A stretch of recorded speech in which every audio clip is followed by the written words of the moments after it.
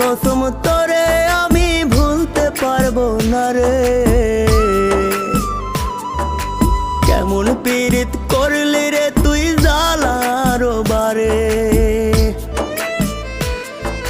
খোদার কসম তোরে আমি ভুলতে পারবো না রে। কেমন পীড়িত করলি রে